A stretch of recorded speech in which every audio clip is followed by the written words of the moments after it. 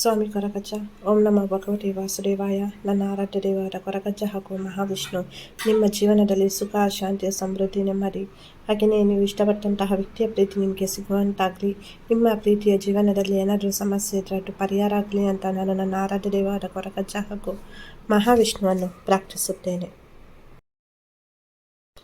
ನಿಮ್ಮ ಜೀವನದಲ್ಲಿ ಯಾರಾದರೂ ಹುಡುಗ ಇರ್ಬೋದು, ಹುಡುಗಿ ಇರ್ಬೋದು, ಅಥವಾ ನೀವು ಒಬ್ಬರನ್ನು ಪ್ರೀತಿ ಮಾಡ್ತಾ ಇರ್ಬೋದು, ಅಥವಾ ನಿಮ್ಮಿಬ್ಬರ ಮಧ್ಯೆ ಏನೇ ಒಂದು ರಿಲೇಷನ್ಶಿಪ್ ಇರ್ಬೋದು. ಅವರು ನಿಮ್ಮ ಜೊತೆ ಇರಬಹುದು ಅಥವಾ ಇಲ್ಲದೇ ಇರಬಹುದು, ಸಪ್ರೇಷನ್ ಆಗಿರ್ಬೋದು, ಬ್ರೇಕಪ್ ಆಗಿರ್ಬೋದು, ಅಥವಾ ಅವರು ನೀವು ಹೇಳಿದ ಯಾವುದೇ ಒಂದು ಮಾತನ್ನು ಕೇಳದೇ ಇರಬಹುದು. ನಿಮ್ಮಿಬ್ಬರ ಪ್ರೀತಿ ಮುಂಚೆ ಇದ್ದ ಥರ ಇಲ್ಲದೇ ಇರಬಹುದು. ಇಂಥ ಪರಿಸ್ಥಿತಿಯಲ್ಲಿ ಅವರ ಮನಸ್ಸಿನ ಮಾತನ್ನು ಅರ್ಥ ಮಾಡಿಕೊಳ್ಳೋದು ತುಂಬ ಮುಖ್ಯ ಆಗುತ್ತೆ. ಅವರ ಮನಸ್ಸಿನಲ್ಲಿ ಏನಾಗ್ತಾ ಉಂಟು, ಏನು ಯೋಚನೆ ಮಾಡ್ತಾ ಇದ್ದಾರೆ, ನಿಜಕ್ಕೂ ಅವರ ಜೀವನದಲ್ಲಿ ಏನಾಗ್ತಾ ಉಂಟು, ನಿಮ್ಮ ಪ್ರೀತಿಯಲ್ಲಿ ಮುಂದೆ ಏನಾಗುತ್ತೆ ಅನ್ನೋದನ್ನು ನಾವಿವತ್ತು ನೋಡುವ. ಇಲ್ಲಿ ನೀವು ನಿಮ್ಮ ಇಷ್ಟ ದೇವರು ಗುರುಗಳನ್ನು ಪ್ರಾರ್ಥನೆಯನ್ನು ಮಾಡಬೇಕು. ಆ ನಂತರ ನಿಮ್ಮ ಹುಡುಗ ಇರ್ಬೋದು, ಹುಡುಗಿ ಇರ್ಬೋದು, ಅವರ ಹೆಸರನ್ನು ಹೇಳಿಬಿಟ್ಟು ಅವರನ್ನು ನೆನಪು ಮಾಡಿಕೊಂಡು ಅವರ ಜೊತೆ ಕಳೆದಂತಹ ಸುಂದರವಾದ ಕ್ಷಣಗಳನ್ನು ನೆನಪು ಮಾಡಿಕೊಂಡು ಈ ಎರಡು ಹೂಗಳಲ್ಲಿ ಯಾವ ಒಂದು ಹೂವು ನಿಮಗೆ ಆಕರ್ಷಣೆ ಆಗುತ್ತೆ ಪ್ರಾರ್ಥನೆ ಮಾಡಿದ ನಂತರ ಆ ಒಂದು ಹೂವನ್ನು ನೀವಿಲ್ಲಿ ಆಯ್ಕೆ ಮಾಡ್ಕೊಳ್ಬೇಕಾಗುತ್ತೆ. ಯಾರೆಲ್ಲ ಒಂದನೇ ಹೂವನ್ನು ಆಯ್ಕೆ ಮಾಡ್ಕೊಂಡಿದ್ದೀರಾ, ನಿಮ್ಮ ಪ್ರೀತಿಯ ಜೀವನದಲ್ಲಿ ಏನಾಗ್ತಾ ಉಂಟು, ಅದು ನೀವು ನಿಮ್ಮ ಹುಡುಗ ಇರ್ಬೋದು, ಹುಡುಗಿ ಇರ್ಬೋದು, ಯಾರನ್ನು ನೆನಪು ಮಾಡಿ ನೋಡ್ತಾ ಇದ್ದೀರಿ ನೋಡಿ. ಇಲ್ಲಿ ಮುಖ್ಯವಾಗಿ ಅವರು ಸಮಸ್ಯೆಗಳ ಮಧ್ಯೆ ಸಿಲ್ಕಾಕೊಂಡಿದ್ದಾರೆ. ಹಾಗಾಗಿ ಎಲ್ಲ ಒಂದು ಕಡೆ ನಿಮ್ಮ ಬಗ್ಗೆ ಅವರು ಟೇಕ್ ಕೇರ್ ಮಾಡಲಿಕ್ಕೆ ಆಗ್ತಾ ಇಲ್ಲ, ನಿಮಗೆ ಸರಿಯಾಗಿ ಟೈಮ್ ಕೊಡಲಿಕ್ಕೆ ಆಗ್ತಾ ಇಲ್ಲ. ತುಂಬ ಅವರ ಜೀವನದಲ್ಲಿ ಸಮಸ್ಯೆಗಳು ಬರ್ತಾ ಉಂಟು. ಕೆಲವರಿಗೆ ಕೆಲಸದ ಸಮಸ್ಯೆ, ಕೆಲವರಿಗೆ ನಿರುದ್ಯೋಗದ ಸಮಸ್ಯೆ, ಕೆಲವರಿಗೆ ಕೈಯಲ್ಲಿ ಹಣ ನಿಲ್ತಾ ಇಲ್ಲ. ಮೇಯ್ನಾಗಿ ಇಲ್ಲಿ ಹಣಕಾಸಿನ ಸಮಸ್ಯೆ ತುಂಬ ಕಾಡ್ತಾ ಉಂಟು. ಅಂದರೆ ನಿಮ್ಮನ್ನು ಹಣ ಇರುವಾಗ ತುಂಬ ಚೆನ್ನಾಗಿ ನೋಡ್ಕೊಂಡಂತಹ ವ್ಯಕ್ತಿ ಇವರು. ಅಂದರೆ ಯಾವಾಗ ಕೂಡ ಹಣ ಇಲ್ಲ ಅಂತ ಹೇಳಿದಂತಹ ವ್ಯಕ್ತಿ ಅಲ್ಲ ಇವರು. ಸೊ ತುಂಬ ಹಣವನ್ನು ಖರ್ಚು ಮಾಡ್ತಾ ಇದ್ದಂತಹ ವ್ಯಕ್ತಿ. ಆದರೆ ಇವಾಗ ಅವರಿಗೆ ತುಂಬ ಹಣಕಾಸಿನ ಸಮಸ್ಯೆ ಕಾಡ್ತಾ ಉಂಟು. ಎಂತ ಮಾಡಬೇಕು ಅಂತಲೂ ಅವರಿಗೆ ಗೊತ್ತಾಗ್ತಾ ಇಲ್ಲ. ಸೊ ಹಾಗಾಗಿ ಅವರ ಮನಸ್ಥಿತಿ ಸರಿಯಾಗಿಲ್ಲ. ಮಾತನಾಡಲಿಕ್ಕೆ ಇರ್ಬೋದು ನಿಮ್ಮ ಜೊತೆ, ಅಥವಾ ಮೀಟ್ ಆಗಲಿಕ್ಕೆ ಇರ್ಬೋದು, ಮನಸ್ಸು ಸರಿಯಾಗಿರಬೇಕು. ಮತ್ತೊಂದು ಅವರ ಜೊತೆ ಹಣ ಇರಬೇಕು. ಸೊ ಆವಾಗ ಮಾತ್ರ ಜೀವನ ಖುಷಿಯಾಗಿರ್ತದೆ ಅನ್ನೋದು ಅವರ ಭಾವನೆ. ಅಂದರೆ ಅವರಿಗೆ ಇವಾಗ ತುಂಬ ಟೆನ್ಷನ್ ಆಗಿದೆ. ಲೈಫಲ್ಲಿ ಏನಾಗುತ್ತೋ ಏನೋ, ಏನು ಮಾಡೋದು, ನನಗೆ ತುಂಬ ಫಿನಾನ್ಷಿಯಲ್ ಆಗಿ ಸ್ಟ್ರೆಸ್ ಆಗ್ತಾ ಉಂಟು. ಅಂದರೆ ಅವರು ತುಂಬ ಮುಂಚೆ ಕೆಲವರು ತುಂಬ ಹಣವನ್ನು ಖರ್ಚು ಮಾಡ್ತಾ ಇರ್ತಾರೆ. ಸಡನ್ನಾಗಿ ಅವರಿಗೆ ತುಂಬ ಹಣಕಾಸಿನ ಸಮಸ್ಯೆ ಉಂಟಾದಾಗ ಅವರಿಗೆ ಯಾವುದು ಬೇಡ ಅಂತ ಅಂದ್ಕೊಳ್ತಾರೆ.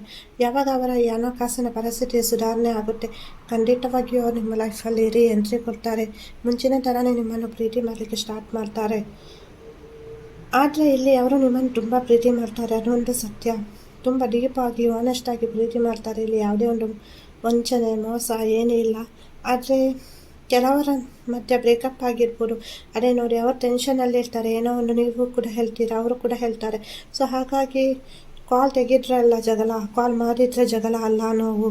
ಸೊ ಏನಕ್ಕೆ ಕಾಲ್ ತೆಗಿಬೇಕು ಅಂತ ಕೆಲವರೀಗ ಬ್ಲಾಕ್ ಮಾಡಿದವರು ಅನ್ಬ್ಲಾಕ್ ಮಾಡಿರ್ತಾರೆ, ಆದರೆ ಕಾಲ್ ತೆಗಿಯಲ್ಲ. ಅಂದರೆ ಅವರ ಪರಿಸ್ಥಿತಿ ಸುಧಾರಿಸಿರಲ್ಲ.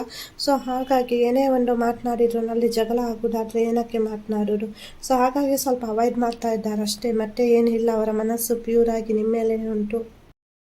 ಅವರ ಜೀವನದಲ್ಲಿ ತುಂಬ ಸಮಸ್ಯೆಗಳುಂಟು. ಸರಿಯಾಗಿ ಕೆಲಸ ಇಲ್ಲ. ಅವರು ಕೆಲಸ ಮಾಡಿದರೆ ಅದಕ್ಕೆ ಸರಿಯಾಗಿ ಏನು ಅವರು ಕಷ್ಟಪಟ್ಟಿರ್ತಾರೆ ಅದಕ್ಕೆ ಪ್ರತಿಫಲ ಅನ್ನೋದು ಸಿಕ್ಕದೇ ಇರ್ಬೋದು. ಲೈಫ್ನಲ್ಲಿ ಏನು ಕೂಡ ಸ್ಟೇಬಲ್ ಆಗಿಲ್ಲ. ತುಂಬ ಅಂದರೆ ತುಂಬ ಮಾನಸಿಕವಾಗಿ ಹಿಂಸೆ ಆಗ್ತಾ ಉಂಟು ಅವರಿಗೆ. ಏನು ಬೇಡ, ಏನು ಮಾಡೋದು, ಏನು ಬಿಡೋದು ಅನ್ನೋದೇ ಅವರಿಗೆ ಗೊತ್ತಾಗ್ತಾ ಇಲ್ಲ.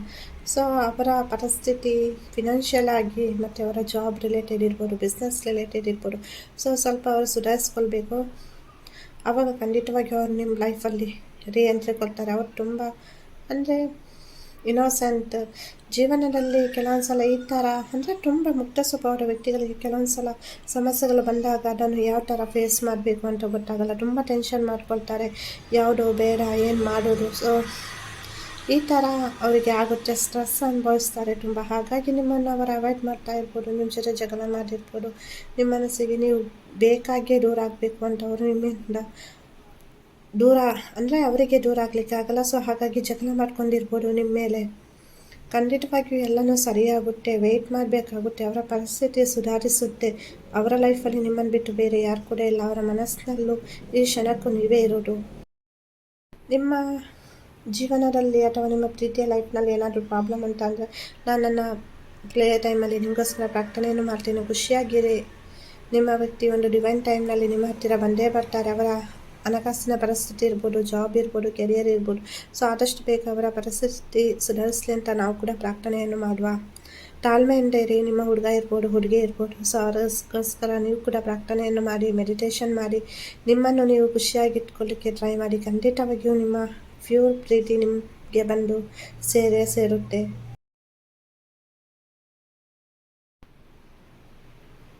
ಯಾರೆಲ್ಲ ಎರಡನೇ ಹೂವನ್ನು ಆಯ್ಕೆ ಮಾಡಿಕೊಂಡಿದ್ದೀರಾ, ನಿಮ್ಮ ಪ್ರೀತಿಯ ಜೀವನದಲ್ಲಿ ಯಾವುದು ಕೂಡ ಸರಿಯಾಗಿ ಆಗ್ತಾ ಇಲ್ಲ. ಕೆಲವರೆಲ್ಲ ಸಪ್ರೇಷನಲ್ಲಿ ಇರ್ಬೋದು, ಬ್ರೇಕಪ್ಪಲ್ಲಿ ಇರ್ಬೋದು. ನಿಮ್ಮ ಮಧ್ಯ ಏನು ಫಸ್ಟ್ ಸ್ಟಾರ್ಟಿಂಗಲ್ಲಿ ಪ್ರೀತಿ ಇತ್ತು, ಅದು ಇವಾಗ ಇಲ್ಲ. ಪ್ರೀತಿ ಸಾಮರಸ್ಯ ಅನ್ನೋದು ಏನೂ ಇಲ್ಲ. ತುಂಬ ಅವರಿಗೆ ಭಯ ಆಗ್ತಾ ಉಂಟು. ಏನೋ ಒಂದು ಸಿಚುವೇಶನ್ ನಿಮ್ಮ ಇಬ್ಬರ ಮಧ್ಯೆ ಆಗಿರ್ಬೋದು, ಅಥವಾ ಫ್ಯಾಮಿಲಿ ರಿಲೇಟೆಡ್ ಏನೋ ಒಂದು ಇಶ್ಯೂ ನಡೆದಿರ್ಬೋದು. ಸೊ ಹಾಗಾಗಿ ಅವ್ರಿಗೆ ತುಂಬ ನೋವಾಗಿದೆ. ನೀವು ಕೂಡ ಅವರಿಗೆ ಏನಾದರೂ ಹೇಳಿರಬಹುದು, ನಿಮ್ಮ ಹುಡುಗ ಅಥವಾ ಹುಡುಗಿಗೆ. ಅದರಿಂದ ಅವರಿಗೆ ತುಂಬ ಬೇಸರ ಆಗಿದೆ. ಕೆಲವೊಂದು ಸಲ ಅವರು ನಿಮ್ಮ ಬಗ್ಗೆ ತುಂಬ ಎಕ್ಸ್ಪೆಕ್ಟೇಷನ್ ಇಟ್ಟಿರ್ತಾರೆ. ಬಟ್ ಯಾವಾಗ ಅದು ಬ್ರೇಕ್ ಆಗುತ್ತೆ ಆವಾಗ ಅವರಿಗೆ ಸಹಿಸ್ಕೊಳ್ಳಿಕ್ಕೆ ಆಗಲ್ಲ. ಅಂದರೆ ತುಂಬ ಭಯ ಆಗುತ್ತೆ, ಇವರು ಹೀಗೇನಾ, ಈ ಥರನಾ. ಸೊ ಅದೇ ಒಂದು ಅವರ ಮನಸ್ಸಿನ ಆಲೋಚನೆ ಮಾಡಿ ಮಾಡಿ ಅವರು ನಿಮ್ಮಿಂದ ದೂರ ಆಗಿರ್ಬೋದು, ಅಥವಾ ನಿಮ್ಮನ್ನು ಅವಾಯ್ಡ್ ಮಾಡ್ತಾ ಇರ್ಬೋದು ಆ ನೋವಿನಿಂದ. ಕೆಲವೊಂದು ಸಲ ನಿಮ್ಮಿಬ್ಬರ ಮತ್ತು ಈಗೋ ಅನ್ನೋದು ಕೂಡ ಇರ್ಬೋದು. ಅದು ನಿಮ್ಮ ಹುಡುಗ ಅಥವಾ ಹುಡುಗಿಗೆ ಸ್ವಲ್ಪ ಜಾಸ್ತಿ ಇರ್ಬೋದು.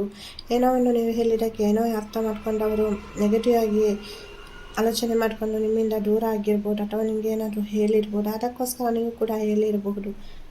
ನಿಮ್ಮ ಪ್ರೀತಿಯಲ್ಲಿ ನಂಬಿಕೆ ಉಂಟು ಅವರಿಗೂ ನಿಮ್ಮ ಮೇಲೆ ತುಂಬ ಪ್ರೀತಿ ಉಂಟು. ಬಟ್ ಈಗೋ ಅನ್ನೋದು ಸ್ವಲ್ಪ ಅರ್ಥ ಬರ್ತಾ ಉಂಟು ಇಲ್ಲಿ. ಮತ್ತು ಅವರಿಗೆ ತುಂಬ ಭಯ. ತುಂಬ ಡೇರಿಂಗ್ ವ್ಯಕ್ತಿ ಅಲ್ಲ ಅವರು, ಭಯಪಡುವಂತಹ ವ್ಯಕ್ತಿ.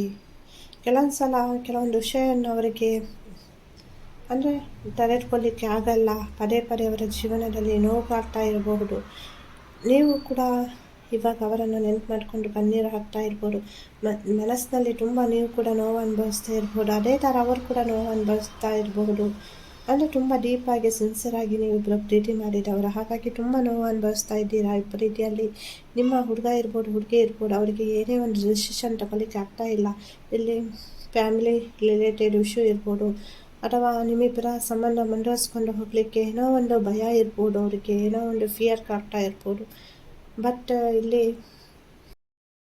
ನಿಮ್ಮ ಪ್ರೀತಿಗೆ ನಿಮ್ಮಿಬ್ಬರ ಮೇಲೆ ಆ ದೇವರ ಅನುಗ್ರಹ ಅನ್ನೋದು ತುಂಬ ಉಂಟು. ಖಂಡಿತವಾಗಿಯೂ ಇಲ್ಲಿ ಒಂದು ಹೊಸ ಬೆಳಕನ್ನು ನೀವು ಕಾಣ್ತೀರಾ. ಇವಾಗ ನಿಮಗೆ ಜೀವನದಲ್ಲಿ ತುಂಬ ಪ್ರೀತಿಯ ಜೀವನದಲ್ಲಿ ನೋವಾಗಿರ್ಬೋದು. ಏನೋ ಒಂದು ಅಂದರೆ ನಿಮ್ಮ ವ್ಯಕ್ತಿ ನಿಮ್ಮ ಜೊತೆ ಚೀಟಿಂಗ್ ಮಾಡ್ತಾರಾ, ಮೋಸ ಮಾಡ್ತಾರಾ ಅಂತ ನೀವು ಅಂದ್ಕೊಳ್ತಾ ಇರ್ಬೋದು. ಅದೆಲ್ಲ ಏನಿಲ್ಲ. ಅವರ ಮನಸ್ಸಿನಲ್ಲಿ ಪ್ಯೂರ್ ಆಗಿ ಉಂಟು ಅವರ ಮನಸ್ಸು ಇವತ್ತಿಗೂ. ಅಂದರೆ ಇಲ್ಲಿ ಥರ್ಡ್ ಪಾರ್ಟಿ ಸಿಚುವೇಶನ್ ಇಲ್ಲ. ಥರ್ಡ್ ಪಾರ್ಟಿಯಲ್ಲಿ ಫ್ಯಾಮಿಲಿ ಕೂಡ ಬರುತ್ತೆ. ಸೊ ಥರ್ಡ್ ಪಾರ್ಟ್ ಅಂತ ಕನ್ಸಿಡರ್ ಮಾಡಿದಾಗ ಇವತ್ತು ಇಲ್ಲಿ ಇದರಲ್ಲಿ ಫ್ಯಾಮಿಲಿಯನ್ನು ಕನ್ಸಿಡರ್ ಮಾಡ್ಬೋದು. ಫ್ಯಾಮಿಲಿಯ ಭಯ ಇರ್ಬೋದು. ಅದು ನಿಮ್ಮ ಫ್ಯಾಮಿಲಿ ಇರ್ಬೋದು ಅಥವಾ ಅವರ ಫ್ಯಾಮಿಲಿ ಇರ್ಬೋದು. ಯಾವ ಥರ ರಿಸೀವ್ ಮಾಡ್ತಾರೋ ಏನೋ ಹೇಳಿರ್ಬೋದು ಅವರಿಗೆ. ಸೊ ಅರ್ಜೆಂಟಾಗಿ ಅವರಿಗೆ ದ್ವಂದ್ವ ಮನಸ್ಥಿತಿ ಇರಬಹುದು. ನೀವಿಬ್ಬರು ಮತ್ತೆ ಒಂದಾಗ್ತೀರಾ ಅಂದರೆ ಖಂಡಿತವಾಗಿ ನೀವಿಬ್ಬರು ಮತ್ತೆ ಒಂದಾಗ್ತೀರಾ. ಮಾತನಾಡ್ತಾ ಇಲ್ಲ ಅಂದ್ರೂ ಖಂಡಿತವಾಗಿ ಅವ್ರು ನಿಮಗೆ ಕಾಲ್ ಮಾಡ್ತಾರೆ, ಅನ್ಬ್ಲಾಕ್ ಮಾಡ್ತಾರೆ. ಅದರ ಬಗ್ಗೆ ಭಯ ಬೇಡ ನಿಮಗೆ. ಆದರೆ ಅವರಿಗೆ ಸ್ವಲ್ಪ ಅವರು ಅಂದರೆ ಅವರ ಮನಸ್ಸಲ್ಲಿರುವಂತಹ ಭಯ ಹೋಗಬೇಕು. ಕೆಲವೊಂದು ಸಲ ಭಯ ಅನ್ನೋದೇ ಎಲ್ಲ ಪ್ರಾಬ್ಲಮನ್ನು ಕ್ರಿಯೇಟ್ ಮಾಡುತ್ತೆ. ಅವ್ರು ಖುಷಿಯಾಗಿರ್ಲಿಕ್ಕೂ ಆಗಲ್ಲ ನಿಮ್ಮ ಜೊತೆ ಇದ್ದಾಗ, ಅಥವಾ ನಿಮ್ಮಿಂದ ದೂರ ಆಗಿ ಅವ್ರು ಖುಷಿಯಾಗಿರ್ಲಿಕ್ಕೆ ಆಗಲ್ಲ. ಅಂದರೆ ಟ್ರೂ ಆಗಿ ಪ್ರೀತಿ ಮಾಡಿರ್ತಾರೆ. ನಿಮ್ಮ ನೆನಪು ಪದೇ ಪದೇ ಕಾಡ್ತಾ ಇರುತ್ತೆ. ಕೆಲವೊಂದು ಸಲ ಫ್ಯಾಮಿಲಿ ವಿಷಯ ಬಂದಾಗ ಫ್ಯಾಮಿಲಿಯಲ್ಲಿ ನಿಮ್ಮನ್ನು ಬೇಡ ಅಂತ ಹೇಳಿರ್ಬೋದು, ಅಥವಾ ಏನೋ ಒಂದು ಜಗಳ ಆಗಿರ್ಬೋದು, ಅಥವಾ ನಿಮ್ಮಿಬ್ಬರಲ್ಲಿ ಅಂದರೆ ಫ್ಯಾಮಿಲಿ ಅಥವಾ ನಿಮ್ಮನ್ನು ಆಯ್ಕೆ ಮಾಡಿಕೊಳ್ಳುವಂತಹ ಚಾನ್ಸಸ್ ಇರ್ಬೋದು. ಅಂಥ ಸಂದರ್ಭದಲ್ಲಿ ಅವರಿಗೆ ಫ್ಯಾಮಿಲಿಯನ್ನು ಬಿಟ್ಟುಕೊಂಡು ಬರಲಿಕ್ಕಾಗಲ್ಲ, ನಿಮ್ಮನ್ನು ಬಿಡಲಿಕ್ಕೂ ಆಗಲ್ಲ. ಸೊ ಈ ಸಿಚುವೇಷನನ್ನು ಯಾವ ಥರ ಹ್ಯಾಂಡಲ್ ಮಾಡೋದಂತ ಅವ್ರು ಆಲೋಚನೆ ಮಾಡ್ತಾ ಇರ್ಬೋದು. ಬಟ್ ಇಲ್ಲಿ ಅವರು ಪ್ರೀತಿಗೋಸ್ಕರ ರಿಸ್ಕ್ ತಗೊಳ್ತಾರೆ. ಸೊ ಎಲ್ಲವನ್ನು ವೆರಿ ಸ್ಮೂತಾಗಿ ಅವರು ಹ್ಯಾಂಡಲ್ ಮಾಡ್ಕೊಂಡು ಹೋಗ್ತಾರೆ. ಎರಡೂ ಬೇಕು ಅಂದಾಗ ಇಲ್ಲಿ ಟೈಮ್ ತಗೊಳ್ತೆ. ಅವರಿಗೆ ಕೂಡ ಆಲೋಚನೆ ಮಾಡಲಿಕ್ಕೆ ಟೈಮ್ ಬೇಕು. ಬಟ್ ಇಲ್ಲಿ ನೀವು ಪಾಸಿಟಿವ್ ಆಗಿರಿ, ನೆಗೆಟಿವ್ ಆಗಿ ಆಲೋಚನೆ ಮಾಡಬೇಡಿ. ಏನಕ್ಕೆ ಅಂದರೆ ನಿಮ್ಮ ಹುಡುಗ ಹುಡುಗಿಗೆ ಅದು ನೆಗೆಟಿವ್ ವೈಬ್ರೇಷನ್ ಪಾಸ್ ಆಗುತ್ತೆ. ಸೊ ಹಾಗಾಗಿ ಪಾಸಿಟಿವ್ ಆಗಿರಿ. ಅವರಿಂದಾಗಿ ನಿಮ್ಮ ಮನಸ್ಸಿಗೆ ಏನಾದರೂ ನೋವಾಗಿದ್ದರೆ ಅವರು ಸಾರಿ ಫೀಲ್ ಮಾಡ್ಕೊಳ್ತಾ ಇದ್ದಾರೆ. ಮತ್ತು ನಿಮ್ಮ ಚೆನ್ನಾಗಿರಬೇಕು, ನಮ್ಮ ಪ್ರೀತಿ ಸಕ್ಸಸ್ ಆಗಬೇಕು ಅಂತ ಅವರು ಕೂಡ ಅವರ ಪ್ರಾರ್ಥನೆಯ ಸಮಯದಲ್ಲಿ ಪ್ರಾರ್ಥನೆಯನ್ನು ಮಾಡ್ತಾರೆ. ನೀವು ಕೂಡ ಪಾಸಿಟಿವ್ ಆಗಿರಿ. ಖಂಡಿತವಾಗಿಯೂ ನಿಮ್ಮ ಪ್ರೀತಿ ಎಷ್ಟೇ ದೂರ ಹೋಗಿದ್ರು ಅದು ಯೂನಿಯನ್ ಆಗಲೇಬೇಕು. ಪಾಸಿಟಿವ್ ಆಗಿರಿ. ನಾನು ಕೂಡ ನನ್ನ ಪ್ರಾರ್ಥನೆಯ ಸಮಯದಲ್ಲಿ ನಿಮಗೋಸ್ಕರ ಪ್ರಾರ್ಥನೆಯನ್ನು ಮಾಡ್ತೇನೆ. ಖುಷಿಯಾಗಿರಿ. ಏನೇ ಒಂದು ಸಮಸ್ಯೆ ಇದ್ರೂ ಅದು ವೆರಿ ಸೂನ್ ಕ್ಲಿಯರ್ ಆಗುತ್ತೆ. ನೀವು ಟೆನ್ಷನ್ ಮಾಡ್ಕೊಳ್ಬೇಡಿ, ಖುಷಿಯಾಗಿರಿ.